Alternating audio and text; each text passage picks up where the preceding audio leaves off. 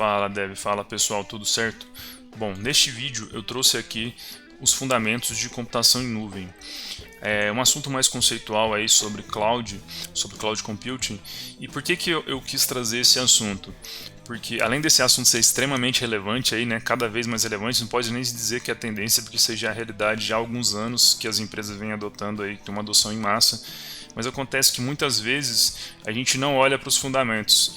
Muitas pessoas às vezes simplesmente vai utilizando as ferramentas, os recursos de cloud e muitas vezes acabam pulando os fundamentos e eu também pretendo trazer mais os assuntos de cloud ligados um pouco mais para desenvolvimento e um pouco mais ligado à arquitetura de software também. Então eu achei isso extremamente importante e relevante a gente começar pelos fundamentos, a gente trazer os fundamentos aqui, os conceitos básicos, porque eu acredito que pode fazer muita falta, com certeza vai fazer falta se você for para um aprendizado de nuvem, tiver numa jornada de desenvolvimento, estiver migrando aí para utilizar ferramentas e serviços de nuvem e de repente tiver com algum gap em algum desses conceitos. Então eu achei extremamente importante trazer esses conceitos nesse vídeo. Então vamos lá, vou tentar ser direto ao ponto, eu tentei compilar aqui os tópicos principais, quis trazer aqui uma parte mais fundamental. Então, independente de qual provider, de qual provedor aí que você estiver usando, esse assunto aqui vai ser relevante para todos esses casos. Eu até me baseei um pouco mais aí na documentação da Microsoft, que é a cloud que eu trabalho mais, né, o Azure. Acaba que esses conceitos aqui, eles são fundamentais, né? Então eles se aplicam a qualquer provider de nuvem. Então vamos lá, direto ao ponto.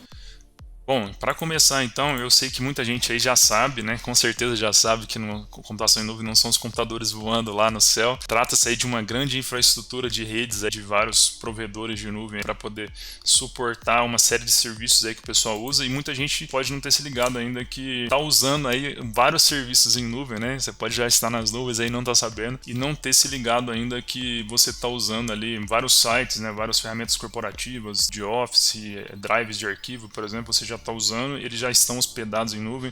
Muitas vezes a ideia é até que seja para o usuário final aqui, né, para nós quando a gente está consumindo como consumidor, a ideia é que seja transparente mesmo, que a gente não consiga ver isso, né, como que funciona isso aí, a gente só vai lá e acessa e pronto, mas por trás lá, né, no dia a dia da infraestrutura das empresas, cada vez mais as pessoas estão tendo ali por trás uma infraestrutura em cloud, né, infraestrutura em nuvem. Então aqui o conceito básico mesmo, só para a gente passar aqui rapidinho, então a ideia por trás da computação em nuvem é que você vai ter lá um provedor de nuvem que vai fornecer um espaço lá, vai fornecer uma série de serviços e recursos para você estar utilizando, né? Você está alugando ali de certa forma uma capacidade computacional ou de armazenamento ou recursos relacionados a isso, né? De um data center lá de uma empresa, que no caso é um provedor. Então esse provedor ele vai fornecer aí para você então uma infraestrutura, tá? Um detalhe muito interessante, uma coisa que meio que virou a chave aí nessa questão de computação em nuvem, a questão desse modelo de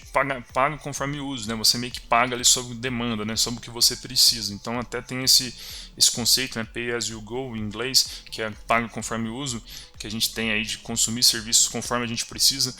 Por que eu estou falando isso? Porque no geral aí antigamente antes do advento aí da computação em nuvem, o comum é que cada empresa tinha sua infraestrutura, né? Tinha sua sala lá, sua equipe de infra, seu departamento, né? Umas áreas reservadas ou terceiros que prestavam serviço para essa empresa, mas que tinha ali uma alocação de recursos. A maioria das vezes você tinha que comprar aqueles equipamentos, a empresa tinha que comprar aqueles equipamentos para poder usar. E a ideia da computação em nuvem é meio que trazer essa questão do pago conforme uso. Para você, ele já fornece tudo para você lá nos data centers deles e você só paga o que você vai usar. Então, assim, para a gente não estender muito aqui, vamos lá. Quais os benefícios que trouxe essa questão da computação em nuvem? A gente tem vários benefícios que estão compilados aqui. A gente tem aí, por exemplo, a economia, porque quando você paga conforme uso, você muitas vezes vai fazer uma otimização, né? Você não vai ficar comprando aquele monte de coisa que você nem sempre vai usar. Então é bem nesse sentido aí, você consome e utiliza o serviço somente que você vai usar. Então você consegue fazer uma economia muito boa aí se você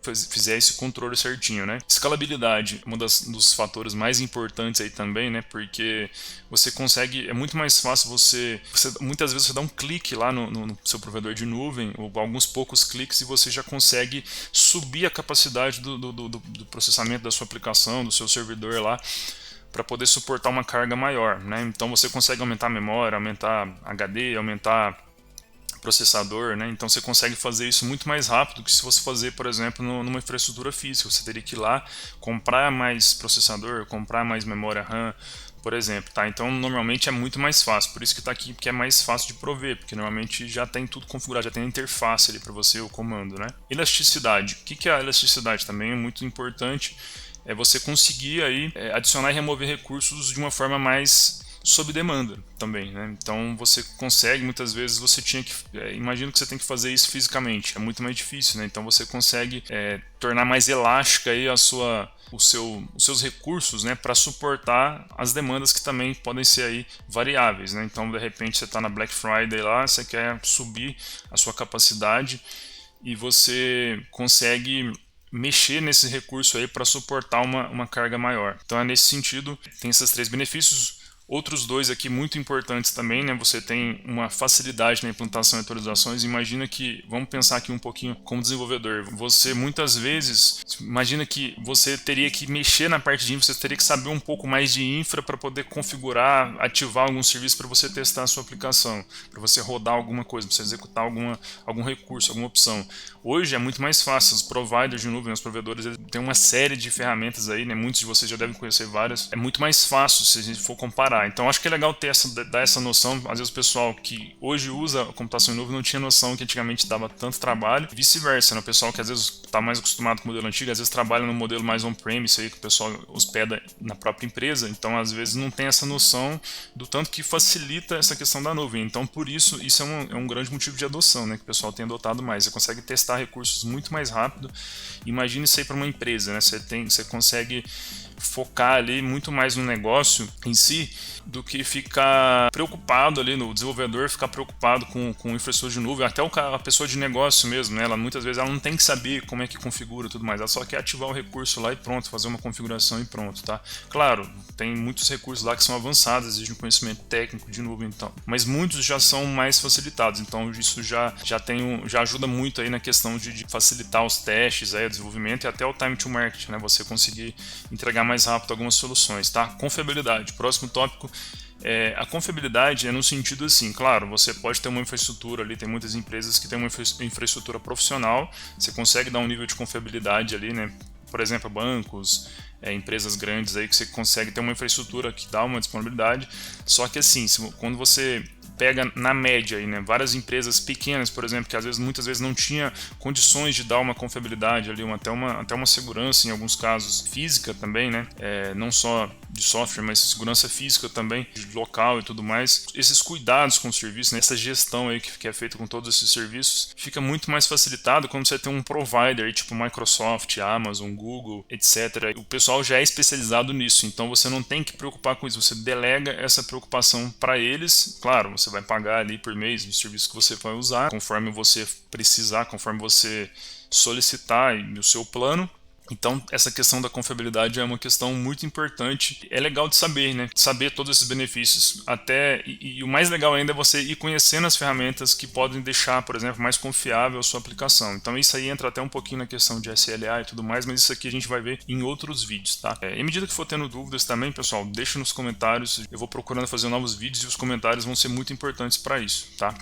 Então, vamos lá, ó. Então, aqui é só para fechar a confiabilidade, a gente tem a ver com essa questão de proteção, tolerância a falhas, disponibilidade de dados e sistemas, tem uma gestão por trás ali de backups, por exemplo, recuperação de desastre. Imagina que você tem, muitas vezes a empresa ali, se tivesse um desastre ali no bairro, na cidade, na região, é muito difícil você ter uma redundância, você ter uma replicação disso aí para o serviço voltar imediatamente. Com os provedores de nuvem isso fica muito mais fácil, né?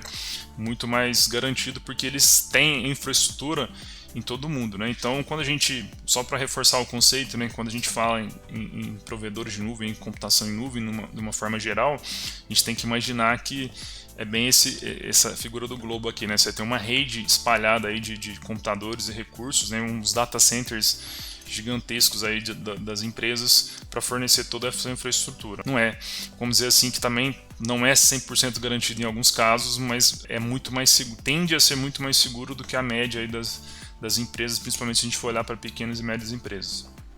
Outros benefícios aqui, a segurança eu já tinha falado, né, tem uma certa relação aí com confiabilidade também, mas é muito mais fácil a gente pensar, por exemplo, em equipe de infraestrutura ligada à segurança, ou a própria infraestrutura em si mesmo, né, equipamentos. Às vezes você teria que comprar um monte de coisa ali adicional, até pagar, né, um serviço adicional pessoa, né? Você tem que ter um custo muito maior com pessoal também especializado com segurança.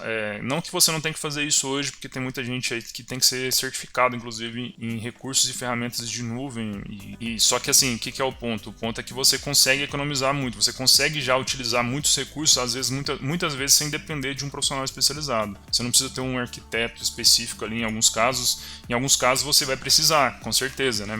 Quanto mais conhecimento você tiver aplicado desse seu negócio, melhor.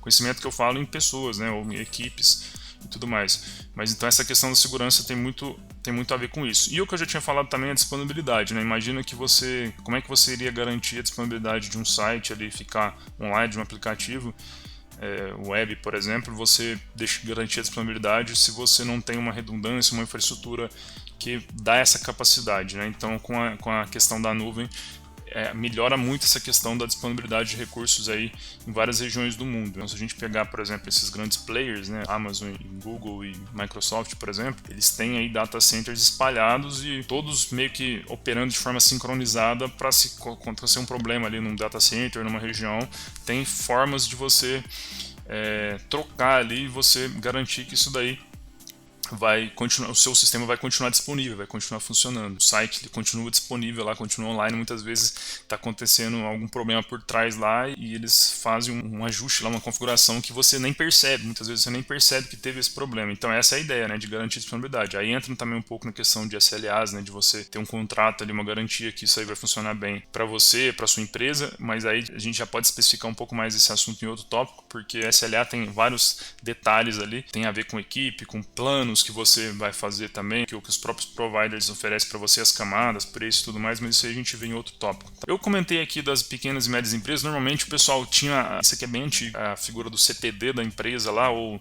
muitas vezes o pessoal falava que era a salinha do servidor, a sala do servidor. Então eu já vi muita coisa bizarra acontecer. Muitas vezes tinha ali, isso até empresas grandes, o pessoal às vezes não tinha esse cuidado, essa precaução, e muitas vezes o negócio estava correndo risco ali porque a sua infraestrutura estava num nível arriscado, né? Então, até coloquei umas fotos aí para ilustrar um pouquinho. Eu tô falando que não existiam e não existem empresas profissionais muito sérias. Existem, além dos providers aí de nuvem, existem empresas que levam isso muito a sério, e pessoas também, né? Que têm equipes aí muito profissionais. Mas o que eu quero dizer com isso, trazer a reflexão aqui, é que com a infraestrutura de nuvem isso ficou muito mais fácil, muito mais acessível, né? O pessoal antigamente dependia de ter esses equipamentos e ter um pessoal especializado. Muitas vezes você tinha que recorrer às empresas, ele tinha que comprar equipamento. Então é bem nessa linha do que a gente já falou aqui. Bom, outro tópico que eu quis trazer aqui especificamente é a questão da escalabilidade. É um tópico que está muito relacionado aí, eu acho que é fundamental aí não só para o pessoal de infraestrutura, como eu disse aqui, né, pessoal de desenvolvimento também. É muito importante a gente estar conhecendo aí os conceitos de escalabilidade, que tem tudo a ver aí com muitas das configurações que a gente precisa fazer aí no dia a dia. No geral, a gente precisa muitas vezes aumentar o poder computacional ali, algum processamento específico que a sua aplicação precisa fazer, precisa melhorar, né, aumentar a carga, né, precisa suportar mais carga e tudo mais. No geral, né, a gente está aumentando o poder computacional, está relacionado a processador, memória, armazenamento e largura de banda, tá?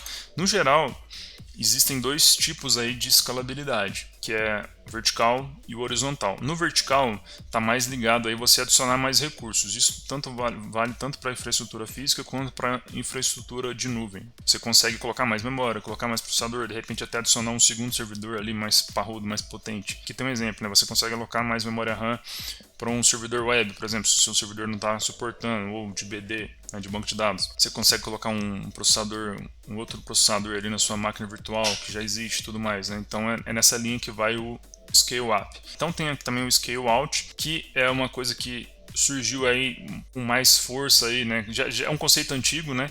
Mas o pessoal tem falado mais, vamos dizer assim, tem ficado mais popular aí nos últimos anos com essa questão aí dos microserviços, dos containers, né? Tem até um vídeo bem bacana aí aqui no canal que eu falei sobre Docker e a importância de você entender o universo dos containers. Quem não viu, depois dá uma olhada nesse vídeo que está muito bacana. Eu coloquei lá por que você tem que adotar, por que o pessoal tem adotado cada vez mais, né? Então, por que é importante o desenvolvedor saber também disso. Bom, e o scale out, desculpa, está relacionado então a você fazer uma distribuição para potencializar seu aplicativo. Imagina que você quer fazer um processamento ali de um pedido da sua aplicação. De repente vai rodar em background, ali você precisa colocar várias instâncias ali para processar aquele pedido. Você não necessariamente precisa colocar mais memória RAM ou mais processador. Às vezes tem a ver com instância, você precisa fazer mais coisas executar ao mesmo tempo ali, vários serviços rodando em paralelo. E com isso, muitas vezes, na maioria das vezes, você consegue economizar dinheiro, né? Você consegue uma economia, pode conseguir uma economia considerável fazendo isso, né? Você consegue rodar várias instâncias, por exemplo, de containers, pode ser de VM também, né? De repente com a mesma configuração da sua aplicação, né? Então você pode, por exemplo, usar um load balancer, né, para poder distribuir o trabalho entre os seus containers ali, entre os seus serviços, para poder suportar mais a carga e com isso você nem precisa muitas vezes aumentar a RAM, por exemplo, aumentar o processador. Em alguns casos você vai precisar do scale up, em alguns casos você vai precisar do scale out. Pode ser que você precise de mesclar os dois aí também, tá? E um detalhe aqui importante relacionado à nuvem, né, é que você, aí a maioria dos provedores, eles oferecem uma opção normalmente bem facilitada para você conseguir aí escalar a sua aplicação, seja o scale up ou o scale out, de uma forma mais específica de acordo com o período ali que você precisa de um processamento maior. Isso aqui é com o objetivo de economizar. Para você, de repente, sua aplicação não precisa ficar lá no talo o dia todo, né? Você precisa de um processamento maior em alguns picos, em alguns momentos, então você consegue fazer essa escala aí meio que sob demanda também. Isso é uma grande vantagem, né? Pensa aí no dia a dia, tanto que isso não facilita. Até tem aqui, ó, as economias de escala, né? Um conceito interessante também, que é um grande benefício da computação em nuvem, está relacionado a isso aí que a gente acabou de falar, né? Que é a capacidade de você operar com mais eficiência e por menor custo de unidade, né? Em uma escala maior. Então você consegue aí ter um ganho aí, então um custo-benefício bem interessante. Então você pode, por exemplo, a capacidade de adquirir hardware, no caso do scale up, por exemplo, você pode adquirir hardware por um preço muito menor. Às vezes você teria que comprar o hardware para poder fazer um scale up, né, para você fazer uma escalabilidade vertical, né? Você teria que comprar memória e tudo mais. De repente você consegue só usar ali um pouquinho ali, aumentar a memória por um tempo ali, é como se você estivesse alugando a memória, né? Por um período ali, então você já consegue ter uma economia ali também e muitas vezes por um preço menor quando você faz uma comparação. Um detalhe aí também, né, que você consegue com os provedores de nuvem, você consegue com alguns acordos locais, empresas prestadoras de serviços públicos, por exemplo, você pode ter uns subsídios fiscais, redução de preços de energia, resfriamento, conectividade, tudo isso você teria que arcar se você tivesse isso na sua empresa. E muitas vezes você meio que paga isso ali embutido no que você paga ali por assinatura, por exemplo, no serviço de nuvem, só que muitas vezes consegue um desconto ali, você de certa forma é como se fosse um desconto ali, né? Esse subsídio você consegue ali economizar nesse sentido também. Então, quando você pensa em usar um provedor de nuvem para isso. Outra questão também está um pouco ligada a isso é que o próprio provedor de nuvem ele pode repassar esses benefícios aos usuários finais, né, na forma de preços mais baixos. Se tiver um subsídio ali para um determinado governo local ali que está dando algum tipo de subsídio, o próprio provedor de nuvem, por ficar mais barato para o provedor de nuvem, ele também repassa um pouco desses descontos. Aí, teoricamente, ele pode repassar esse desconto para os usuários finais. Acaba que muitas vezes acontece mesmo e os preços podem ficar mais baixos conforme a região. Por isso que quando quem já mexeu com Azure, por exemplo, você vai lá, de repente, você muda a região e cai o preço, ou sobe o preço. Então, é mais ou menos dessa configuração que eles fazem lá, né? Então, por isso que varia essa questão. Aqui um conceito bem importante, bem interessante também, um conceito também antigo, mas que é legal de gente saber, é que você tem aí, né, antes as empresas, basicamente o que a gente vem falando, né, ele precisava de ter uma infraestrutura, um local físico ali. A computação em nuvem oferece ali, você não precisa sair comprando aquele monte de coisa para começar a operar. Muitas vezes você já consegue começar a operar agora, você entra lá no site, faz um cadastro, cria uma assinatura e já começa a usar. Então você não tem essa curva, né? Mas enfim, vamos por partes aqui. Aqui está falando, né, você oferece aos clientes sem custos iniciais, você não precisa esperar lá instalar uma infraestrutura de rede, um servidor e tudo mais, tá? Que isso aqui normalmente tem um tempo significativo e às vezes um custo inicial. Então aqui, por exemplo, tem uma comparação rápida aqui, ó, despesas de capital, que é o CAPEX, e o OPEX, despesas operacionais. Então o CAPEX, você gasta o dinheiro antecipado na infraestrutura, você compra tudo, monta sua infraestrutura com valor, ele é reduzido ao longo do tempo, porque você comprou uma grande infraestrutura, depois a tendência é que você tenha custo só de manutenção com aquilo, né? Só se você for comprar mais, mas imaginando aquele custo inicial do servidor que você teve, ali, aquela compra que você fez no começo, você, ao longo do tempo, você não vai fazer essa compra toda vez, né? Todo mês. É isso que é a questão, né? Você compra mais no começo ali para montar a sua infraestrutura. Já no OPEX, que é um serviços ou produtos cobrados no ato da compra, lá você pode deduzir essas despesas na fatura fiscal do mesmo ano. Então, são despesas operacionais mesmo. Você vai pagando ali conforme você usa. Até tem um conceito aqui, Pay as you go. Então, tá mais os serviços de nuvem aí estão mais voltados aí para o OPEX, tá? Nesse modelo de negócio. Então, só para avançar um pouquinho mais aqui, os custos do CAPEX, né? Exemplos rápidos aqui. A gente tem aqui os custos do CAPEX, a maioria das vezes é com servidores, aí você vai ter computadores, hardware e tudo mais, que a gente já falou. Armazenamento, você vai comprar storage, HD, etc. Rede, você pode comprar cabeamento, montar a infraestrutura de rede. Backup, arquivamento, você tem que comprar um servidor à parte, um storage à parte, etc. Operação de desastre, você tem que comprar às vezes fazer uma outra infraestrutura, pagar uma outra empresa, coisas do tipo, né, para você ter um gerenciamento de backup, de recuperação, de redundância, etc. O data center, se você ter o seu próprio data center ou você ter que pagar ali algum data center, você tem todos esses custos aqui então, que a gente vem falando aí da parte de infraestrutura mais física, né? Então, vocês verem que estão mais ligados aí ao CAPEX, nesse sentido. Importante aqui, né, que a gente também já tinha comentado, que é o conhecimento técnico e força de trabalho para instalar, implantar e gerenciar, né? Você também tem que ter o pessoal ali, pagar o pessoal para fazer essa implantação, na maioria das vezes, tá? E os custos com APEX, que é despesas operacionais. Então, normalmente você vai o quê? Arrendar um software de recurso personalizado. Ele exige ali um gerenciamento ativo de assinaturas, que é o que a maioria dos serviços, aí, os providers de cloud, os provedores de nuvem, oferecem, né? Você vai pagar uma assinatura, escolher quais recursos ali, quais opções você vai usar e você vai ter que gerenciar essa assinatura. Aí o seu custo, ele pode muitas vezes ser mais alto, dependendo do que você vai colocando. Você também não pode esquecer, né? Então isso é uma alerta desde já, né? Você tem que, sempre que você faz uma assinatura, pega um recurso, é legal você conhecer os custos daquilo que você está pegando. Até uma história interessante, em alguns exemplos que eu fui fazer, eu deixava ligado ali algumas assinaturas, alguns recursos e está cobrando. E se você não estiver usando, é um desperdício, é um custo desnecessário. Então você tem que gerenciar, por isso que é importante se atentar aqui para a questão de gerenciamento ativo de assinaturas. As empresas elas precisam cuidar disso daqui, porque muitas vezes o gasto pode ser alto. Porém, você tem aí a questão dos recursos personalizados, que na maioria das vezes é vantajoso. Então você tem aí, por exemplo, encargos de dimensionamento, baseiam-se no uso de demanda em vez de hardware fixo. Dimensionamento é nesse sentido de você aumenta recurso, diminui recurso, troca recurso, muda região e tudo mais ou menos relacionado a essa questão de despesas operacionais. Cobrança no nível de usuário de organização. De repente você tem alguns serviços que você paga por uso ou por usuário, por acesso, alguma coisa desse tipo, tá? Então, normalmente você paga aí recorrente, você paga uma assinatura, que a maioria se você pensar aí no modelo SaaS, né, que a gente vai falar um pouquinho mais aí em outros vídeos, você vai perceber aí que a maioria das vezes você paga um plano ali, paga uma assinatura. É a mesma ideia, Você vai ter uma assinatura ativa ali que você vai ter que pagar. Então, isso aqui é o APEX. Aqui tem, por exemplo, o benefício, né? APEX, que eu falei dos dois. A nuvem ela puxa muito mais para o APEX, mas em alguns casos pode ser interessante você usar o CAPEX. Então, por exemplo, qual é o benefício que está falando aqui? Considerando o planejamento prévio de despesas e custos são fixos, você consegue ter uma previsão maior, você sabe quanto vai custar aquela infraestrutura. Então, essa situação é interessante se você tiver uma situação muito específica que você consegue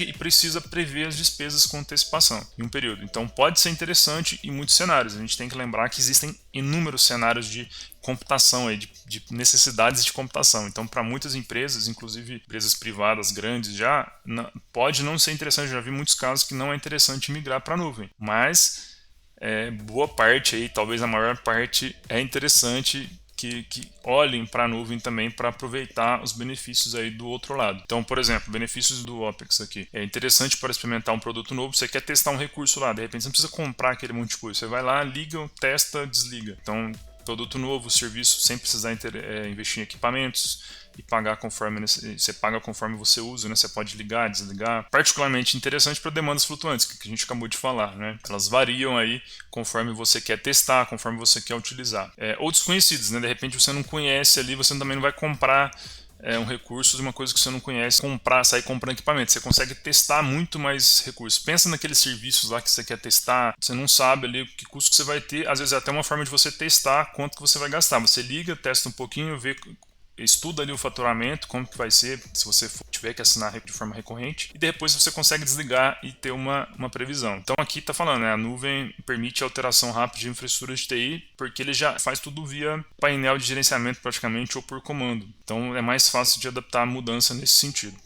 Bom, para esse vídeo, para a gente não estender muito, o que eu queria trazer são esses conceitos essenciais. Tem muitos outros conceitos fundamentais e importantes, mas para o vídeo não ficar muito grande, eu quis já encerrar por aqui. Não esqueçam aí de curtir, ajuda muito fazer interação aí por comentário. Deixe sua pergunta, deixe sua dúvida, a gente vai tentando buscar aí. A ideia é ser voltado um pouco mais para desenvolvedores, né? Até porque eu sou desenvolvedor, trabalhando com nuvem há um pouquinho de tempo aí. E compartilhe esses conceitos nesse vídeo aqui com o pessoal que você achar que pode agregar também, tá? E qualquer dúvida, manda aí, deixa aí nos comentários. Obrigado e até o próximo vídeo. Valeu!